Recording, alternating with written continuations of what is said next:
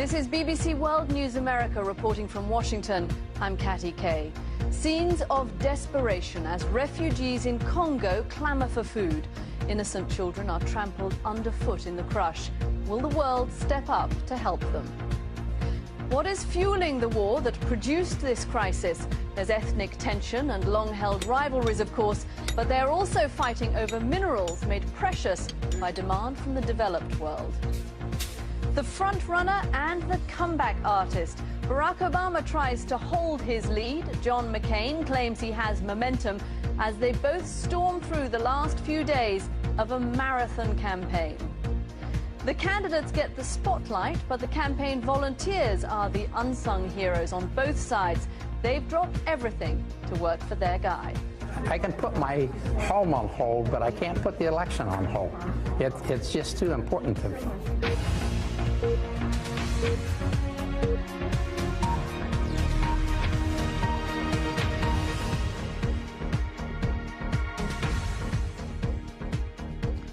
4 days before an historic election in America, you'd expect us to begin tonight's program on the campaign trail. Well, that can wait for a few minutes, because tonight, in the Democratic Republic of Congo, there are scenes of desperation so gripping that they simply demand our attention first. We've been reporting this week that fierce fighting has driven up to 250,000 people from their homes. Those people are now in need of food and shelter, and that need has produced a terrible rush for what little aid is available. Our Africa correspondent Orla Guerin was in the midst of the crush today in the city of Goma, and a warning that you may find some scenes in her report disturbing. It was the promise of food that brought... Alan Little there reporting on the background to a complicated war that has killed millions of people in the country of Congo. Now let's turn to the final days of America's extraordinary presidential campaign. In just about 100 hours, we will know whether Barack Obama or John McCain has won the election.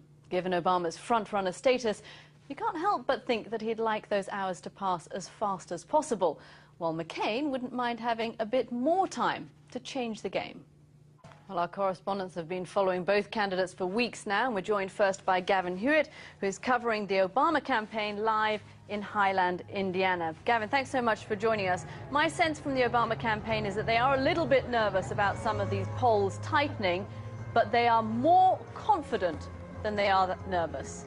A few months ago to be where we are now. Okay, Gavin, if their strategy for the next 3 days is basically to try and preserve the status quo, try and avoid anything going wrong, what have they got to do? For joining us, well, John McCain is completing a 2-day bus tour through Ohio, and so is our Matthew Price, who joins us now from Columbus, Ohio. Matthew, the McCain campaign says that they feel momentum. Do you actually see any sign of that on the ground? Briefly, Barack Obama's got about 15 different routes to the White House. John McCain's only got one, hasn't he?